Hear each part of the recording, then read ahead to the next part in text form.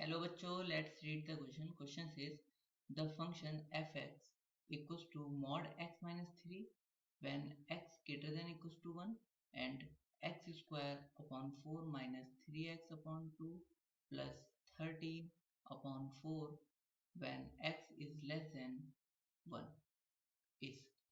First option है continuous at x equals to 1, second option है differentiable at x equals to 1, third option है continuous at x equals to 3 and fourth option है differentiable at x equals to 3।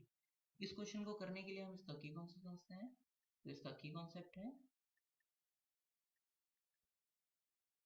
Left hand limit x tends to limit x tends to a positive fx, हम left hand right hand limit को इससे represent करते हैं equals to left hand limit x tends to a negative fx से represent करते हैं।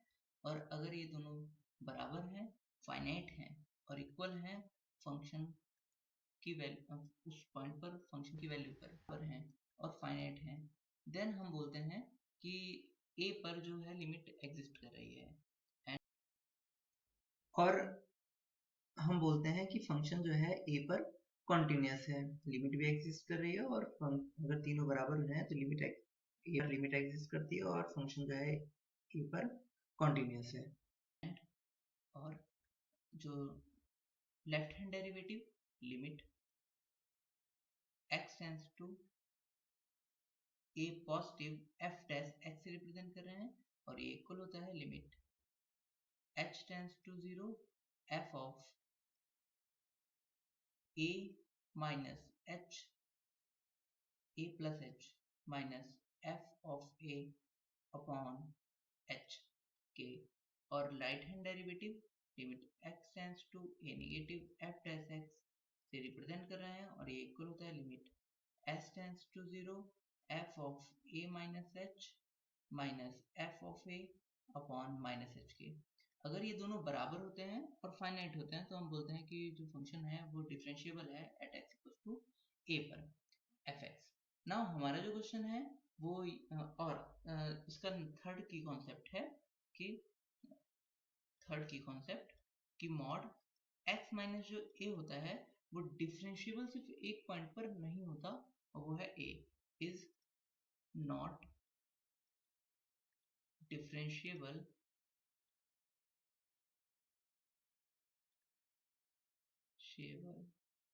Eight x equals to a। तो a पर डिफरेंशिएबल नहीं होता और कोई भी फंक्शन जो पीसवाइज फंक्शन होता है उसको हम सिर्फ उन्हीं पॉइंट पे चेक करते हैं जो कनेक्टिंग पॉइंट्स होते हैं। फॉर एग्जांपल हमारे जो क्वेश्चन में कुछ फंक्शन गिवन है उसमें हम जो कनेक्टिंग पॉइंट है यहाँ पर 1 है एंड मॉड x को डिफाइन करेंगे तो 3 आएगा, तो सिर्फ 3 और 1 पर ही हम चेक करते हैं कि ये फंक्शन डिफरेंशिएबल है और कॉन्टिन्यूस है। अगर ये जो इस तरफ पॉलिनोमियल लिखे हैं तो यहाँ पर पॉलिनोमियल है तो हम चेक करते हैं कि पूरा पॉलिनोमियल जो होता है वो पूरे रियल नंबर पर क्या होता है, कोई पॉलिनोमियल है तो वो पूरे रियल नंबर पे क्या होगा, कॉन्टिन्यूस होगा और डिफरेंशिएबल होगा, और डिफरेंशिएबल है तो कॉन्टिन्यूस तो होगा ही होगा। नाउ हमारा फंक्शन है, हम इसको लिख लेते हैं। तो एफ एक्स इक्वल्स टू ये है, इसको हम मॉड एक्स माइनस 3 जो होता है वो क्या होगा, इसको हम डिफाइन कर लेते हैं। तो इसकी वैल्यू जो होगी वो x माइनस 3 होगी व्हेन x जो होगा वो ग्रेटर देन 3 होगा या x is greater than equal to 3 पर, और x माइनस जो 3 होगा वो माइनस में होगा when x is less than 3। जब ये 3 से छोटा होगा तो ये माइनस होगा, मतलब इसकी वैल्यू ये होती है। तो ना इसको हम डिफाइन कर लेते हैं। तो यहाँ से ये हो जाएगा, तो यहाँ पे हमारा फंक्शन को हम डिफाइन करते हैं। तो x माइनस 3 मॉड x को हम बस दो टुकड़े कर ले रहे हैं। तो when x minus 3 when x is greater than equal to 3, और ये होगा minus x minus 3 when x is, क्योंकि इसमें 1 का रिस्ट्रिक्शन है तो यहाँ पे 1 से इक्वल टू और 3 से छोटा, तो 3 से छोटा है और 1 के बीच में तभी आएगा।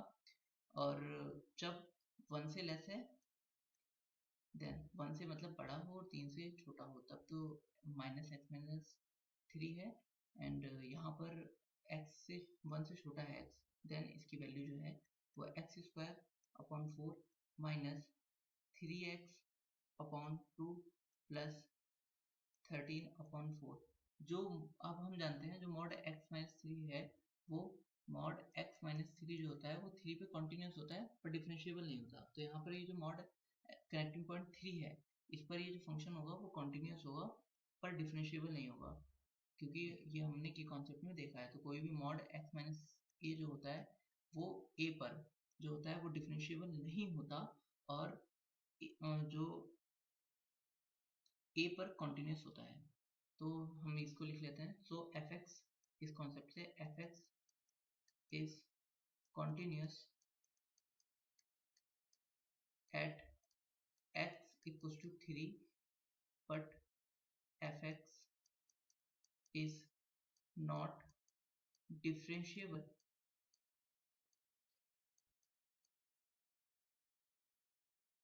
at x equals to 3। तो ना x equals to 3 पर ये डिफरेंशिएबल नहीं है बट x equals to 3 पर क्या है, ये कॉन्टिन्यूस है। अब 1 पर हम चेक कर लेते हैं। तो 1 पर हम इसकी सबसे पहले हम डिफरेंशिएबिलिटी ही चेक कर लेते हैं। तो क्यों? क्योंकि अगर डिफरेंशिएबल होगा तो कॉन्टिन्यूस तो पक्का ही होगा ही, अदरवाइज हम कह देंगे कि अगर डिफरेंशिएबल नहीं होगा तो हम कॉन्टिन्यूस भी चेक कर लेंगे। तो ना पहले हम डिफरेंशिएबल चेक कर लेते हैं। तो डिफरेंशिएबिलिटी के लिए हम लेफ्ट हैंड डेरिवेटिव और राइट हैंड डेरिवेटिव फाइंड करते हैं 1 पर।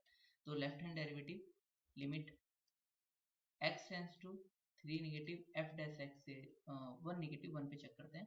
तो 1 नेगेटिव f डैश x से रिप्रेजेंट कर लेते हैं और ये इक्वल होगा limit h tends to 0 f of 1 minus h minus f of 1 upon minus h के इक्वल होता है। इसकी वैल्यू पुट करते हैं तो f ऑफ 1 माइनस h कितना हो जाएगा, 1 माइनस h, मतलब 1 से छोटा होने पर। तो इसकी वैल्यू कितनी होगी 1 से छोटे होने पर? 1 से छोटे होने पर fx की वैल्यू कितनी है, x square upon 4 minus 3x upon 2 plus 13 upon 4।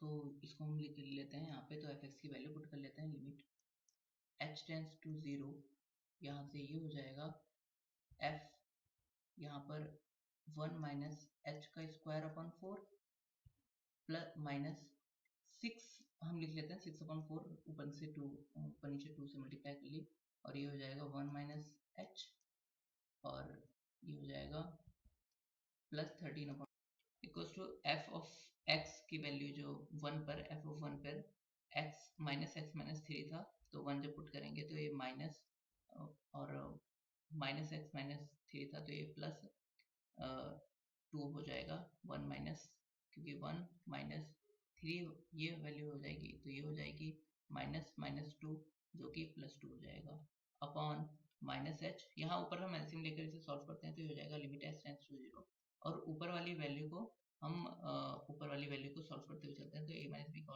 Whole square होता है a square plus b square minus 2ab, ये होगा 1 का square 1 plus h square minus 2h और यहाँ पे 6 की मल्टीप्लाई अंदर करते हैं तो ये 6 प्लस 6h प्लस 13 और यहाँ पर 4 की मल्टीप्लाई एलसीएम ले रहे हैं तो ये हो जाएगा माइनस 8 2 इंटू 4 और 4h नीचे आ जाएगा। यहाँ से हम देखते हैं 1 और 6 ये हो जाएगा माइनस 5 और प्लस 13 माइनस प्लस 8 हो जाएगा और प्लस 8 माइनस 8 0 हो जाएगा और यहाँ पे हम देखते हैं minus 2h plus 6h 4h बचेगा। तो ये हो जाएगा limit h tends to 0 h square plus 4h upon minus 4h। अगर हम इसको अलग अलग करके लिखते हैं तो ये हो जाएगा लिमिट h टेंड्स टू 0 और ये आएगा h square upon minus 4h और ये आ जाएगा माइनस 4h अपॉन 4h। ना ये तो कट जाएगा पूरा, यहाँ पे 1 बचेगा और यहाँ पे एक ऐसे एक h कट जाएगा, ये h अपॉन माइनस 4 बचेगा और h टेंड्स टू 0 पे ये 0 हो जाएगा, यहाँ माइनस 1 बचेगा। तो ये हुआ, इसकी वैल्यू जो आई जो लेफ्ट हैंड डेरिवेटिव की वैल्यू आ गई हमारी y equals to minus 1 left hand h derivative LHT से हमने रिप्रेजेंट कर लिया इसे। और नाउ राइट हैंड डेरिवेटिव की लिमिट निकालते हैं। तो limit x tends to 1 positive f dash x, इसकी वैल्यू जो आ जाएगी वो हो जाएगी limit h tends to 0 f x plus h और f1 प्लस h है f1 plus h minus f of 1 upon h अब f1 प्लस h मतलब 1 से बड़ी वैल्यू, तो 1 से बड़ी वैल्यूज के लिए इसकी वैल्यूज क्या होगी, 1 माइनस ये वाली वैल्यूज हो जाएगी इसकी, तो ये हो जाएगा यहाँ पर limit s tends to 0 minus, और x की जगह पे 1 प्लस h पुट कर देते हैं, -3 हो जाएगा, ये हो जाएगा, और इसकी जगह पे माइनस x माइनस 3 की जगह पे 1 पुट करते हैं, तो यहाँ पर ये आ जाएगा +2। जैसे ही 1 पुट करेंगे x इक्वल्स टू 1 पर, क्योंकि अंदर -2 आएगा और माइनस माइनस +2 हो जाएगा, तो ये हो जाएगा यहाँ पर -2 अपॉन h। इसको जब हम सॉल्व करते हैं तो ये आ जाएगा लिमिट h टेंस टू 0, और नाउ इसकी मल्टीप्लाई हम अंदर करते हैं, तो यहाँ पर ये हो जाएगा यहाँ पर माइनस, और ये जो है -2 और ये +2 हो जाएगा, तो +2 h +2 minus h -2 upon h, और इससे ये कटा और ये आया लिमिट s टेंस टू 0, और यहाँ पे -h/h हो जाएगा जो कि -1 हो जाएगा, इसका मतलब -1 आया ना। यहाँ पे राइट हैंड डेरिवेटिव और लेफ्ट हैंड डेरिवेटिव दोनों बराबर हैं, तो LHD इक्वल्स टू RHD, दोनों बराबर हैं, तो इसका मतलब हम कह सकते हैं कि fx इज डिफरेंशिएबल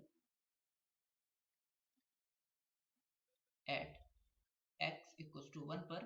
तो fx जो है कॉन्टिन्यूस भी होगा, अगर कोई पॉइंट किसी पॉइंट पे fx जो है डिफरेंशिएबल होता है तो कॉन्टिन्यूस भी उस पॉइंट पे जरूरी होता है। तो fx इज